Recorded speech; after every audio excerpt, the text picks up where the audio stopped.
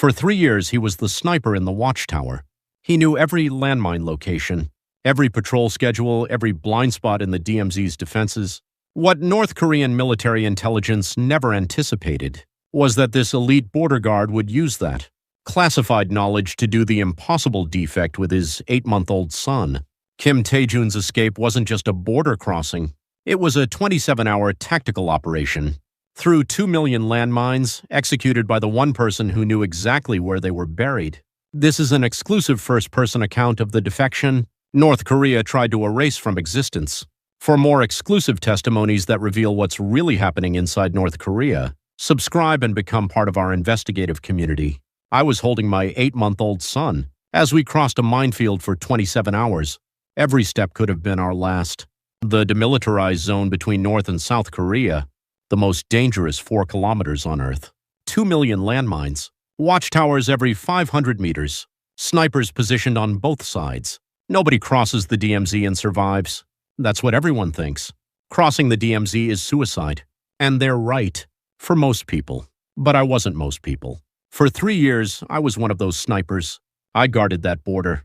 I memorized every patrol pattern, knew the location of every sensor, mapped out every blind spot. And when the North Korean regime came to execute my 8-month-old son along with me, I used all that knowledge to cross to the other side. My name is Kim Tae-jun. I was an elite soldier in North Korea's demilitarized zone for 3 years, and I defected on August 23, 2020. This is the story of how my son and I survived 27 hours of hell. I want to tell you 3 things. First, why a loyal soldier risked everything with a newborn baby. Second, what actually happened during those 27 hours that no one was supposed to survive. And third, how what I learned about the price of freedom changed my life completely. But to understand why I made this decision, you need to know who I was before that night. It was December 2019. I was 26 years old, 3 years into my military service at Watchtower, 347 on the eastern edge of the DMZ near Gocheong. I wasn't a deserter. I wasn't a traitor. I was a model soldier. Every morning, 30 minutes, I checked the seismic sensors. Every night, I memorized the patrol patterns. I knew every meter of those 4 kilometers. I could distinguish animal sounds from human sounds at 200 meters. That was my life. That was my identity. But there was something more important than my duty. My son, Min-jun. It was a small room at the Wonsan Military Hospital. Green paint peeling off the walls, one window. When the doctor first placed my son in my arms, my hand shook so badly I worried I'd drop him. He was barely 8 pounds. He fit in both my hands. I thought, how am I supposed to protect something this fragile? How can something so small exist in a world this cruel? My chest tightened. My eyes burned. I blinked quickly. Soldiers don't cry. The doctor said, he's a strong boy. Takes after his father. I just nodded. I couldn't trust my voice. But there was a problem. My wife Soyeon was bleeding. A lot.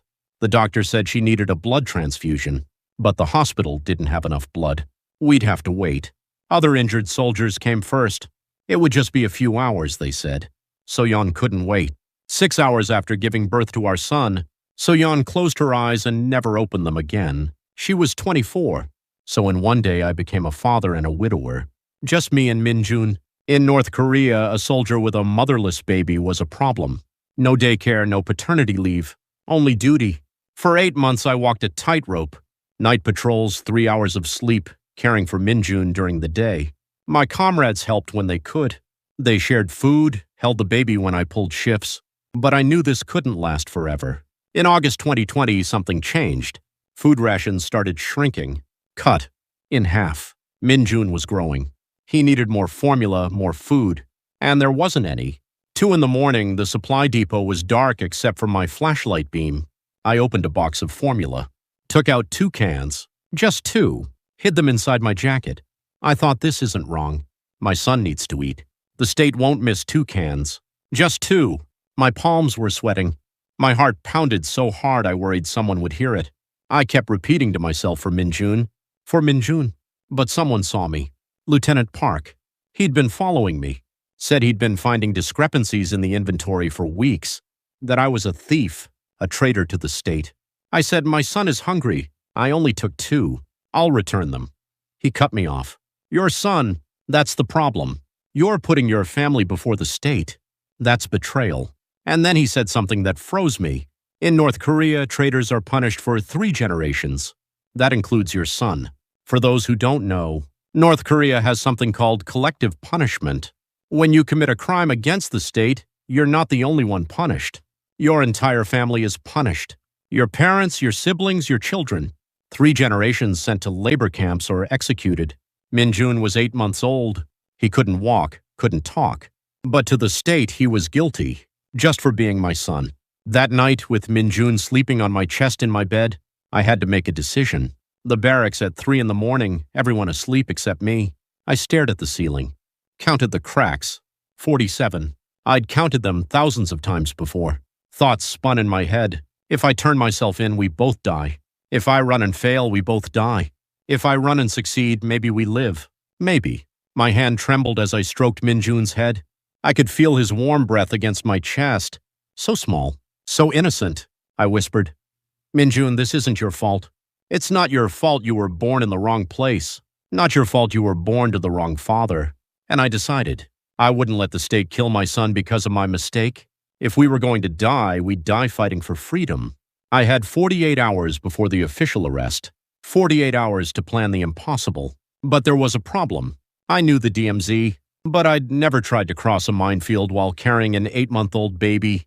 Nobody had, because nobody lived to tell about it. 48 hours. That was my window. Lieutenant Park said he'd file the official report on Monday. It was Friday afternoon, so I had the weekend. 2 nights. The second night would be my only chance. I spent Saturday and Sunday preparing. Every movement had to look normal. I couldn't raise suspicion. In my small room in the barracks, a 3-meter by 3-meter space, 1 bunk bed, 1 locker, and 1 photo of Soyeon on the wall. That was it. I checked my military pack, removed everything unnecessary, only essentials, 1 water bottle, 4 bags of formula, compressed diapers, a small flashlight, my military knife, and my hand-drawn map of the DMZ. Every item I put in that pack was a life-or-death decision. More water or more formula, more clothes or more food. Too heavy and I can't run. Too light and we starve. My hands kept rearranging things. I knew it was nervous energy, but I couldn't stop. Jin-ho from my barracks saw me prepping the pack. Special mission, he asked. I lied. Night training. Colonel's orders. Jin-ho nodded. Didn't suspect a thing. But physical preparation was only half. The other half was mental. I had to remember 3 years of patrols, every detail. The DMZ isn't just empty land with mines. It's a system. 4 layers of defense. The first layer is the minefield. 2 million mines laid in specific patterns. But there are safe routes. Small gaps used for maintenance. I knew them. The second layer is electrified barbed wire. 3 meters high. Connected to alarms. But the system shuts down temporarily for maintenance every night. 15 minutes. Exactly at 2 in the morning. The third layer is seismic and heat sensors. They detect movement and heat. But there are blind spots. Areas where rocky terrain interferes with the signal. I'd map them all. The fourth layer is watchtowers with snipers. 1 every 500 meters. 4-hour shifts. Changeovers at 2 and 6 in the morning. During changeover, there's confusion. 3 minutes. My plan was simple in theory, but impossible in practice. Leave at 1:45, use the maintenance route through the first mine layer, arrive at the fence exactly at 2. When the power cuts, cut through, use the blind spots through the sensor zone and reach the other side before dawn at 6. 4 hours, 4 kilometers, carrying an 8-month-old baby. Sunday, 1:30 in the morning, outside the barracks. A moonless night. 2 degrees below freezing. I could see my breath with every exhale. I strapped the pack to my chest, tucked Min-jun inside my uniform, against my heart, wrapped him in 3 layers against the cold, only his nose exposed so he could breathe. I looked back one last time. The barracks. My home for 3 years. I thought if this goes wrong, I'll never see this place again. And maybe that would be better. I swallowed. My mouth was dry, so dry I had no saliva. My legs wanted to run, my arms wanted to protect. Min-jun, and my head said, you can still go back. You can still give up. I whispered to Min-jun, I'm sorry I'm putting you through this. If there's a God, may he protect us. If there isn't, then it's just us. 1:45. I crossed the perimeter fence. Officially, I was now a deserter. No turning back. The first 500 meters were easy. Too easy. That scared me. Easy things never last. 152, I reached the edge of the first minefield. This is where it really started. An empty field. No trees, no rocks. Just low grass. 200 meters to the first fence with invisible death beneath my feet. I knelt down, drew my knife, started crawling. Every meter, I pushed the knife into the ground at a 45-degree angle. Metal means mine. Only dirt means safe. That's how I move forward. 1 meter at a time. Knife, dirt, advance. Knife, dirt, advance. The thoughts in my head wouldn't stop. What if I forgot one mine? What if the pattern changed? What if they're using a new type of mine? I don't know about what if. My head was an endless loop of what ifs. I was sweating. In the middle of winter at 2 degrees below zero, I was sweating. It stung my eyes. I couldn't wipe it away. My hands were busy, holding the knife, holding Min Jun against my chest. The only sound was my breathing, short and fast. I tried to control it but couldn't. When I'd advanced 80 meters with 120 left, Min Jun moved. I could feel it. A small movement against my chest. Then again. He was waking up. I gently pressed my hand against his back, the gesture I always used to calm him when he was restless. But this time it didn't work. I felt his body tense. I knew that tension. The tension of a baby about to cry. I had 3 choices. 1, let him cry. Risk the patrol hearing us. 2, cover his mouth. Risk suffocating him. 3, give him formula. Lose precious time and limited resources. I chose 3, in the middle of a minefield. 80 meters in with 120 to go. On my knees, vulnerable. I sat back very slowly on my heels. Took out 1 bag of formula from my pocket. Mixed it with water at the bottle opening. Shook carefully. The liquid made noise. Every movement sounded like a scream in the silence. I thought, hurry, hurry. Every second here brings us closer to daylight. Hurry. My hand shook so badly I almost spilled the formula. I took a deep breath. Calm down. Calm down. Your son needs you calm. I told Min Jun, shh, Min Jun, here it is. Drink quickly. Okay, quickly. Min Jun started drinking, but then I heard something. Voices, in the distance, and footsteps. A patrol. 2 soldiers. 50 meters to my right, walking toward me. I flattened against the minefield, pressed Min Jun to the ground, covered his head with my hand, the bottle still in his mouth. I repeated in my head, don't move, don't move, don't move. I thought if I thought it hard enough, I could become invisible. My heart pounded so hard I felt it in my throat, in my ears, at my fingertips. I thought they'll hear it. They'll hear my heartbeat. One of them said, I heard something. The other answered, what? A sound. Like plastic. Like metal. Probably an animal. An animal in the minefield. Animals are stupid. They stopped. 20 meters from me. I could hear their boots crunching on the frozen grass. Min Jun finished the formula, but he wouldn't let go of the bottle. Then he started sucking on the empty bottle. Suck, suck. That sound. That damn sound. I had to make it quiet. But how?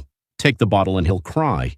Leave it and the sound continues. I did the only thing I could. I gently covered his mouth with my hand, just a little. Left space for him to breathe through his nose, but reduced the sound. And Min Jun looked at me, straight at me with big dark eyes. In that moment, I swear he understood that we were in danger, that he needed to be quiet. He didn't cry. The soldiers started walking again. Their voices faded. 40 meters, 60 meters, 100 meters. Gone. I exhaled. I didn't realize I'd been holding my breath. My lungs burned. It was 2:17. I'd lost 25 minutes. The fence power would cut in less than 3 minutes. I had to move. Fast. I stood up, started running. Not remembering, running. There was no time to be careful now. Only time mattered. I saw the fence, tall, gleaming in the moonlight, 30 meters away. But there was a problem. It was 2:19, 1 minute before the power cut. I reached the fence gasping. My legs burned, my chest burned. But I couldn't stop. The fence was taller than I remembered. 3 meters, maybe 3.5, coiled in tight spirals with barbs every 10 centimeters, and it hummed. A low electrical sound that made my skin crawl just being near it. I pulled out my wire cutters. I knew which wire to cut. I'd studied this system for 3 years. There were 3 support wires. The outer ones carried electricity, the middle one was structural. Cut the center cable first, and the electric wires would fall without triggering alarms. 2:20, the power cut. The humming stopped. I had 15 minutes. I started cutting. The center cable. Thick metal. The cutters bit slowly into it. 5 times, 10 times. The metal bent millimeters with each cut. Then Minjun moved. Suddenly. I don't know what startled him. Maybe the metal sound, maybe the cold. But he twisted. When Minjun moved, my body reacted instinctively. I leaned back to balance his weight. I lost balance, stepped back 1 step. My left leg caught on low-barbed wire. I screamed in my head, no, no, no, no. I felt the wire tear through my pants, then through my skin, like a hot knife. Deep. From thigh to knee, I clenched my teeth. I wanted to scream but couldn't. Just made a suppressed groan. Sss. I looked down. My pants were torn, dark, wet. I couldn't see color in the darkness, but I knew it was blood. I touched the wound with my fingers. Deep. Very deep.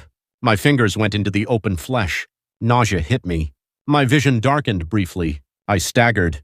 My hand reached for the fence but stopped just before touching it. Think. Get it together. I briefly considered going back.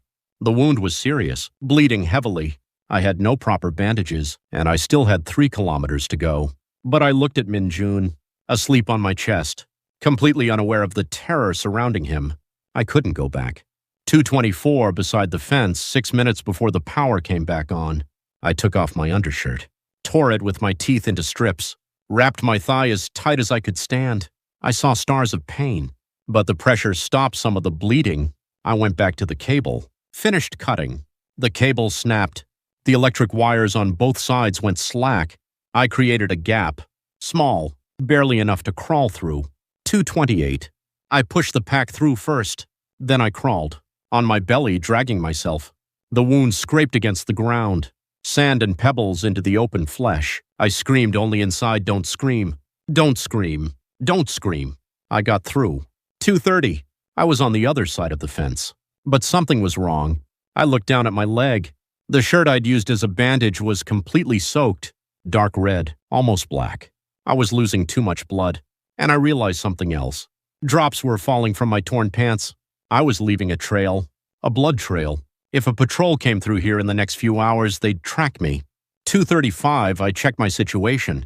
I'd crossed 1 kilometer of 4, a quarter. My watch said I had to reach the other side by 6. 3 hours and 25 minutes left. But at this rate, bleeding with a leg that barely responded, I'd need at least 5 hours. That meant I couldn't make it before sunrise. That meant when the sun came up, I'd still be in the middle of the DMZ, exposed, an easy target. I had 2 choices, run and die from blood loss, or go slowly and get caught when dawn breaks. I made a 3rd choice. When the sun rose, I'd find a place to hide and wait, all day, 24 hours in the DMZ. With a baby, with an open wound. I didn't know it then, but those 24 hours would be the longest of my life. 3:15, I'd advanced another 500 meters, limping, dragging my left leg. Every step was fire through my nerves. The sky started changing, from black to deep navy. Maybe 45 minutes until dawn. I needed shelter. Right now. I swept the terrain with my flashlight. Rocks, low bushes, nothing big enough. Then I saw it. An old artillery bunker, probably from the Korean War, almost completely covered with dirt and plants. Just a small entrance. Like a wound in the earth, 60 centimeters wide, 1 meter high. Perfect. When I was 30 meters from the bunker, I heard a sound that froze my blood. A helicopter. Still far, but getting closer. No time to be careful. I ran. Well, ran is generous. More accurately, I stumbled toward the entrance. The bunker entrance was smaller than I thought. My shoulders barely fit. I pushed the pack through first, then secured Minjun as tightly as possible to my chest. I slid in head first. My shoulders caught. Panic hit. Too big. I'm too big. I pushed. It didn't work. The helicopter sound got closer. Move. I pushed harder. I felt my shoulder skin scrape against rocks. Something gave. My shoulders got through. Then my upper body. My legs made it through. I fell inside. Landed on something soft and damp. In complete darkness, I couldn't see what it was. I turned on my flashlight for 1 second. The bunker was small, maybe 2 meters by 2 meters. The ceiling too low to stand. The floor covered with rotted leaves and something else. Something that smelled like death. Probably an animal that died here long ago. I turned off the flashlight. I couldn't risk anyone seeing light. Outside, the helicopter sound became deafening. It passed directly overhead. The walls vibrated. Dust fell from the ceiling onto my face. Min-jun woke and started squirming. I hugged him tight to my chest, whispered barely audibly, "Shh, it's okay. It's okay." The helicopter passed. The sound faded, slowly, like a warning that was leaving but not quite gone. I checked my watch. 4:47. Dawn in less than 15 minutes. I checked my leg. The bandage was completely soaked. I had to replace it. I tore another piece from my shirt, tied it over the wound. I almost passed out from the pain. I bit my arm to keep from screaming. I tasted my own skin in my mouth, salty and bitter. I checked supplies. 2 bags of formula left, half a bottle of water, 4 diapers. Enough for 14 hours. I calculated in my head. Min-jun needed to eat every 3 to 4 hours. That meant at least 3 more feedings before dark. But I only had 2 bags of formula. That meant at some point Min-jun would be hungry, and he'd cry, and I could do nothing about it. 6:30, Min-jun woke completely. He was hungry. I could tell by the way he twisted, by the way his mouth searched for something. I gave him the first bag of formula, mixed it with water. Almost no water left. I had to use nearly half the water to make it liquid enough to go in the bottle. Min-jun drank, fast, desperately. Finished it in 3 minutes. 1 bag left. Outside I heard activity, voices, distant but clear. A patrol. They were searching. I pressed my ear to the bunker wall. The voices were getting closer. One soldier said, "Find anything?" Another answered, "Blood trail. Ends near the fence, but doesn't continue. Think he's dead, or went back, or hiding." "Hiding? Where? There's nothing here." Footsteps got closer, closer, closer. They were meters from the bunker, maybe 10 meters, maybe 5. I gently covered Min-jun's mouth with my hand, not because he was making noise, but just in case. With my other hand, I found my military knife, gripped it tight. If they found me, well, I wouldn't let them take Min-jun without a fight. One soldier said, "What's that?" My heart stopped. "What?" "There, that hill. The one covered with plants. That's just an old bunker. From the war. Should check it." Silence. Footsteps getting closer. I heard boots crunching on dry leaves, louder and louder, closer and closer. In the darkness, I looked at Min-jun, his big eyes staring at me, as if he knew, understood this might be our last moment. A voice crackled on the radio. "3rd Squad, report immediately to Delta. 7 coordinates, 2 kilometers west. Fresh tracks found." The soldier responded, "Copy, moving." Footsteps faded. Now running. Moving away. I exhaled. I didn't know I'd been holding my breath. My lungs burned. My head spun. I released the knife. My hand shook so badly the knife fell to the floor with a metallic sound. In the silence, it sounded like an explosion. I froze. Waited. Did anyone hear? Nothing. Silence. We were safe. For now. 11 in the morning, the sun was high. The bunker turned into an oven. The temperature climbed. 10 degrees, 15 degrees, 20 degrees. No ventilation, no fresh air. Just hot, humid, stagnant air. I was sweating. Min-jun was sweating. His clothes were soaked. 11:30, I touched Min-jun's forehead. Hot. Too hot. Fever. I remembered what the doctor said when Min-jun was a newborn. If he develops a high fever, especially before his first birthday, it's an emergency. He could suffer brain damage.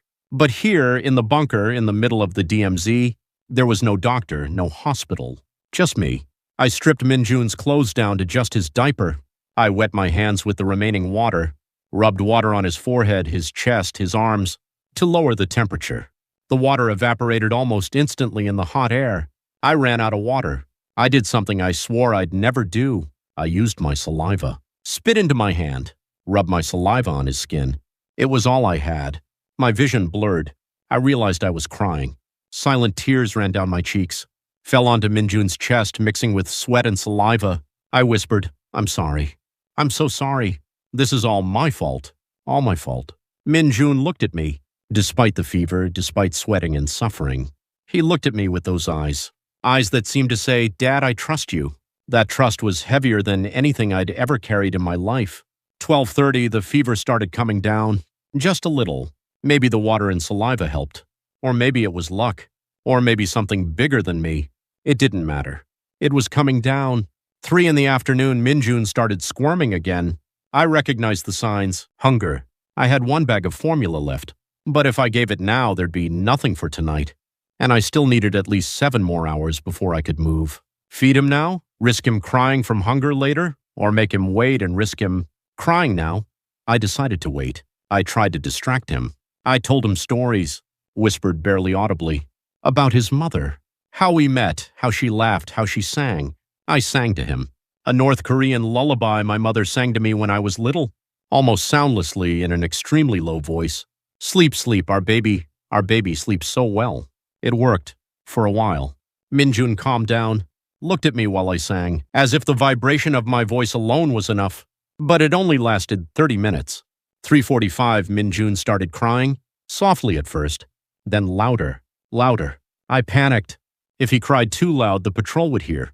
I gave him the last bag of formula, but I had no water. No water, so I mixed it with my saliva, kept spitting into the bottle until there was enough liquid. It tasted terrible. I know because I tasted it first. Salty and bitter, but Minjun drank it. He had no choice. From 4 to 8, 4 hours. Nothing happened.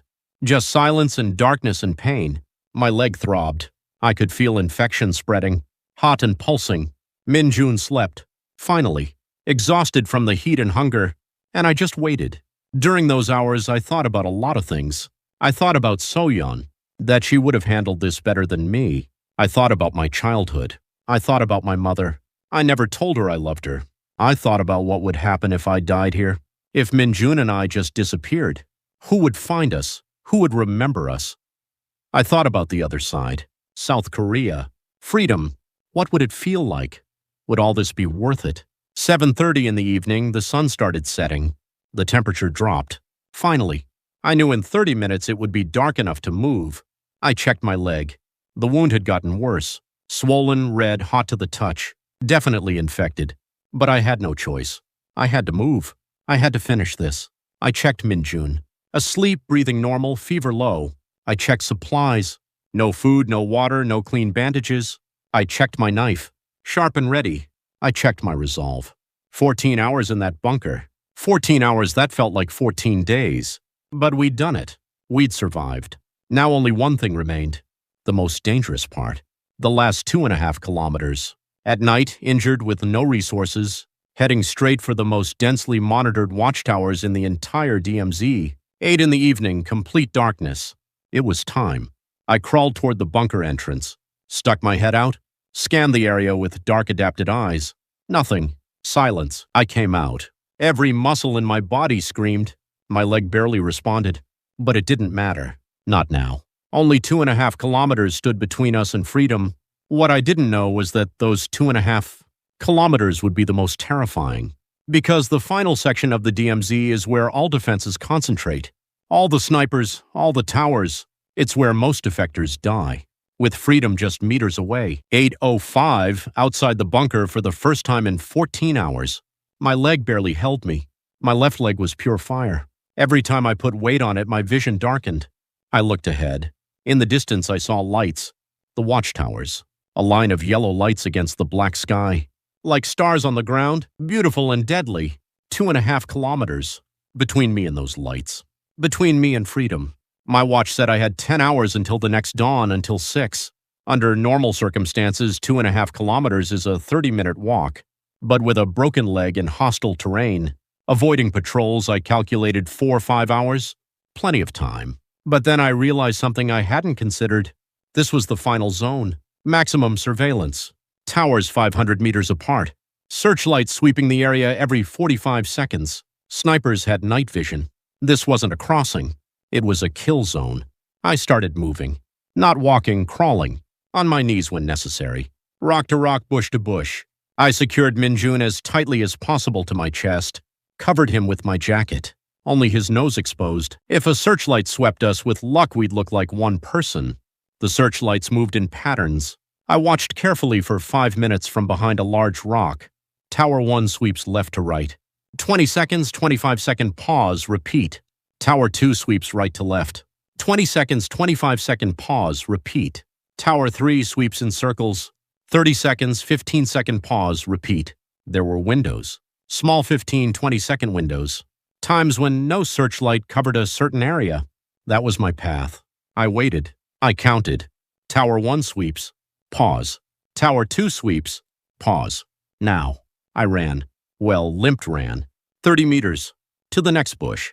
Threw myself on the ground. 15 seconds. Tower 3 swept overhead. The light was so bright I could see it through closed eyes. It passed.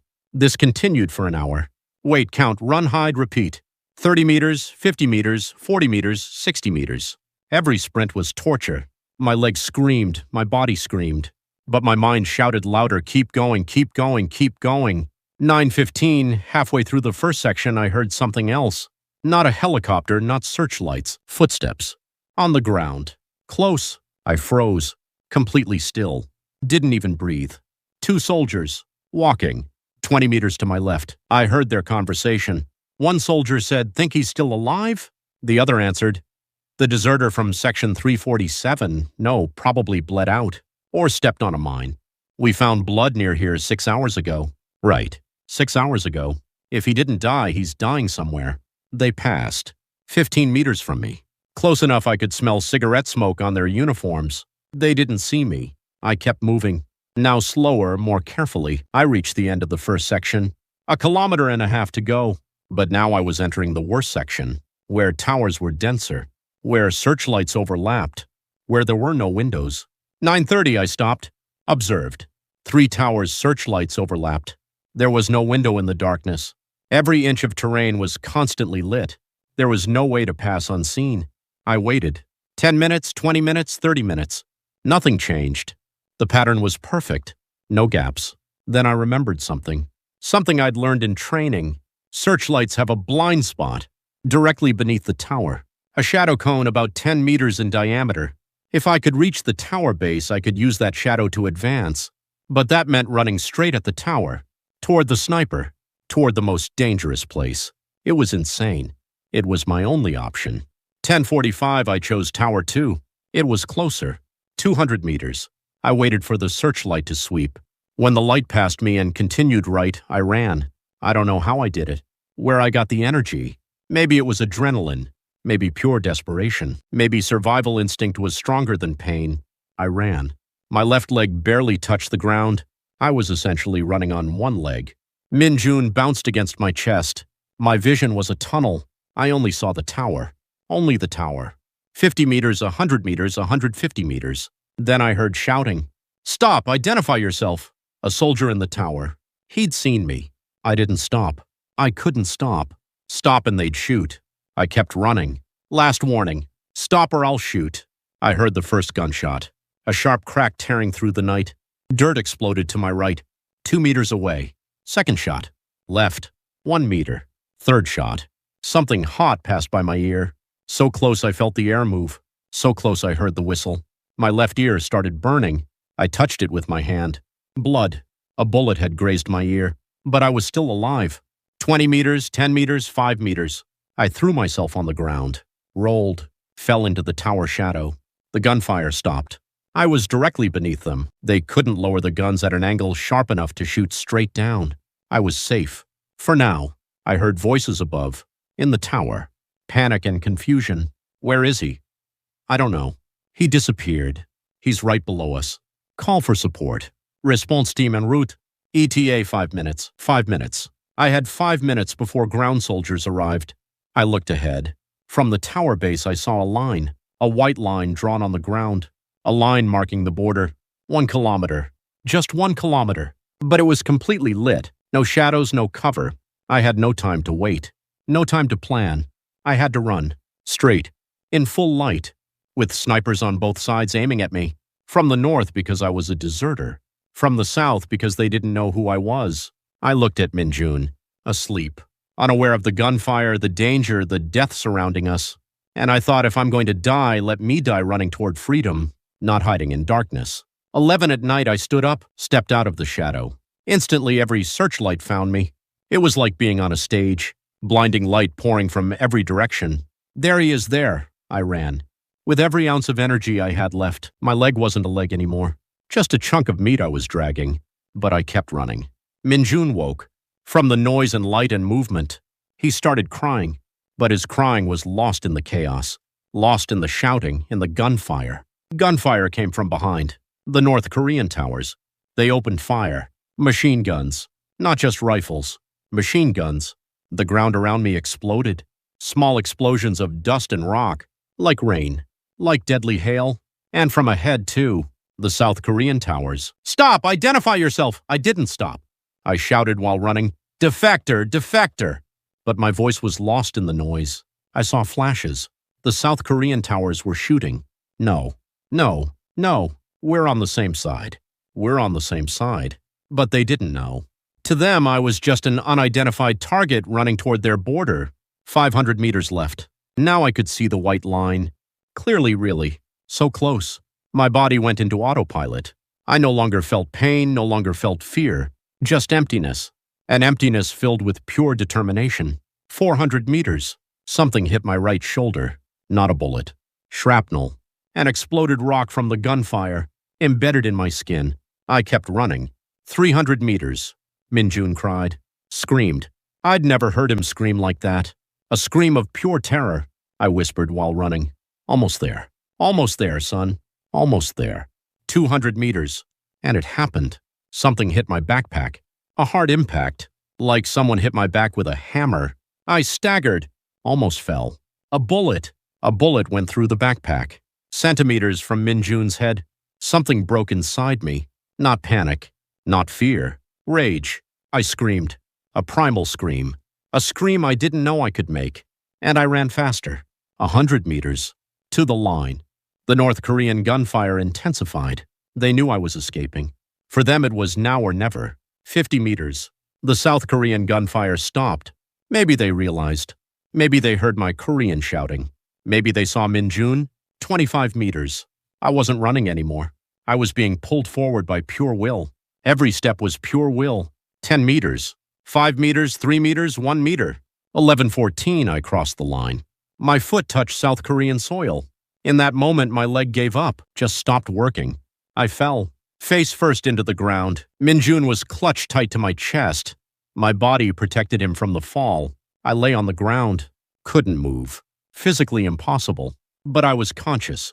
I could hear. Soldiers running toward me. Many soldiers. Shouting voices. Code 3, Code 3. Defector confirmed.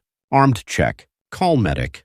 He's bleeding. They surrounded me. Maybe 10 soldiers. Guns pointed at me. I didn't move. I couldn't even if I wanted to. And I heard, "Wait, there's a baby." Suddenly silence. "What?" I said there's a baby. He's carrying a baby. One soldier knelt beside me, gently turned me over. Minjun was on my chest, crying but alive, completely alive. The soldier whispered, "Oh my God." I tried to speak. My mouth moved, but at first no sound came. My throat was too dry, too tight. Finally, with all the energy I had left, I whispered, "Please, please, don't shoot. It's a baby." Tears ran down my face. Not just tears. Sobs. Sobs from a depth I didn't know existed in me. "Please, save the baby." The soldier lowered his gun. The other soldiers did too. He looked in my eyes and said something I'll never forget. "You're safe. You're safe now." Another soldier with a medic marking rushed over, took Minjun from my arms. I tried to hold on. Instinct to not let go of my son. But my arms had no strength. The medic said, "It's okay. I'll check him." I could only watch while the medic examined Minjun, pulled out a flashlight, checked Minjun's eyes, breathing, pulse, seconds that felt like hours. Finally, the medic turned to me and smiled. "He's breathing. He's healthy." Those words. Those two simple words. He's healthy. Something released inside me. The tension I'd been holding for 27 hours, the adrenaline keeping my body going, everything released. My vision darkened at the edges. I heard voices from far away. "He's passing out. Stabilize him. Severe blood loss." But it didn't matter anymore. Because before darkness took me, I heard one last thing. Minjun's crying. Loud, annoying, perfectly alive. And I let go. The last thing I remember from that night was a strange sensation. Not pain, not fear, but peace. We'd crossed. We'd survived. And for the first time in 27 hours, I closed my eyes without wondering if they'd open again. My eyes opened. Fluorescent lights. Bright and white. I blinked. I didn't know where I was, what day it was. Didn't know if any of it was real or a dream. I tried to sit up. My body protested with a scream. Every muscle, every nerve, everything felt like it was burning. Gentle hands laid me back down. A woman's voice. She spoke softly, slowly. You're still recovering. I turned my head. A nurse. Kind smile in a white uniform. I asked. My voice was rough and broken. Where am I? Gangneung Military Hospital. South Korea. South Korea. I'd done it. It was real. And like lightning, panic hit me. Minjun? I tried to get up again. Harder this time. My son, where's my son? The nurse calmed me. It's okay. The baby is safe. Where? Where is he? She pointed. Next room. I'll bring him now. She left. The door closed. I waited. It was probably seconds. Maybe 30 seconds. But it felt like 30 hours. My heart pounded. Fast. Too fast. Thoughts raced through my head. What if the fever caused brain damage? What if the bullet in the backpack hurt him? What if the door opened? I saw her, another woman, also in medical uniform, and in her arms was Minjun. I saw my son, and something completely broke inside me, not broken in a bad way, broken like a dam, like I'd been holding back an ocean and finally the floodgates opened. Tears, not normal tears, sobs, sobs that shook my whole body. I reached out my arms, trembling and weak but wide open. The woman approached, placed Minjun in my arms. I felt his weight, his warmth, his small, steady breath against my chest. I pulled him close, held tight. Not too hard, but hard enough to know it was real. I buried my face in his hair, breathed in. He smelled like baby soap, clean smell, smell of life. I kept whispering, sorry, sorry, sorry. Minjun looked at me with big dark eyes, and for the first time in days, he did something. He smiled, a small baby smile, unconscious and pure. That smile destroyed and healed me at the same time. The woman who brought Minjun said, gently but clearly, I'm Dr. Kim, pediatrician. I asked, my voice breaking, is he okay? Is my baby okay? She nodded. Yes. He had dehydration, but we treated it. Some malnutrition, but he's recovering. It's a miracle. A miracle. I repeated the word, a miracle. She continued, and you too. Your leg infection was severe. One more day and she didn't finish the sentence. She didn't need to. I knew what she meant. One more day and I would have lost my leg, or worse. I looked at Minjun, now sleeping in my arms, peaceful and safe, and I thought about everything we'd been through. That night, those 27 hours, the mines, the gunfire, the bunker, the fever, the hunger, the fear. It was worth it. Every moment, every step, every tear. It was worth it. 3 weeks passed. I moved from the military hospital to a defector transition center in Seoul. My leg got better. I could walk. With a limp, but I could walk. Minjun fully recovered. Actually gained weight. The nurses joked he was the most spoiled baby in the center. The first days were intense. Interrogations. Lots of interrogations. Intelligence officers wanted to know everything. Every detail of my life in the North, my military service, the DMZ, defense systems, patrol patterns. I told them everything. I had no reason to hide. One of the interrogators, an older man with a serious face, asked, don't you feel guilty about betraying your North Korean comrades? I answered honestly, I feel it every day, especially when I think about Yin Ho, my barracks comrade, the one who saw me packing, the one who didn't suspect anything. But guilt and regret are different. I feel guilt, but I don't regret. The interrogator nodded, as if he understood. After interrogations came classes on how to live in South Korea, how to use a smartphone, ride the subway, open a bank account, find a job. Simple things. Things South Koreans learn from childhood. But to me, it was like learning to live on another planet. The first time I left the center and went to Seoul, I have no words to describe how I felt. I was at Gangnam Station, surrounded by giant LED screens, ads everywhere, thousands of people moving in every direction, noise, color, lights. In the north, streets were dark at night, quiet and empty. Here it seemed like day never ended. I was holding Minjun in my arms. He stared at everything with big eyes, looking amazed. And I thought this is his world now. This is the world he'll grow up in. A world where lights never go out. A world with abundant food. A world where he can be whoever he wants. Someone once asked me, what was the price of freedom? I thought about that question for days. And I realized the price of freedom was everything. My homeland, my comrades, my identity, everything I knew. But what I received was choice. That's all. The right to choose. People born here won't know how precious that is. Being able to wake up every morning and choose what to eat. Where to go, what to wear, who to love. Those seem like small freedoms, but in North Korea, they're unimaginable luxuries. I got another question. How did you survive? The real answer is, I don't really know. Sometimes I wake up at night thinking about those 27 hours, and I think, was that really me? Did I really do that? I look at the scar on my leg, and yeah, I know it was real. But the truth is, it wasn't to survive. It was to keep Minjun alive. That's the difference. When you're fighting for yourself, it's easy to give up. But when you're fighting for someone else, especially your child, suddenly the impossible becomes possible. And finally, the most important question. Do you have anything to say to other North Korean defectors? I took a deep breath, thought carefully. Yes, I just want to say this. If you're in North Korea, now watching this, if you're considering escape, it won't be easy. My story proves that. I almost died, many times. But it's possible, and it's worth it. And no, you're not alone. Here in Korea, there are people who want to help you. People who want to hear your story. Until you know what freedom is, what real freedom is, it's worth being afraid. Today is 2024, 3 years since that night. I'm sitting on a park bench in Mapogu, Seoul, Saturday afternoon. The sun is bright, warm but not too hot. In front of me, Minjun is playing on the playground.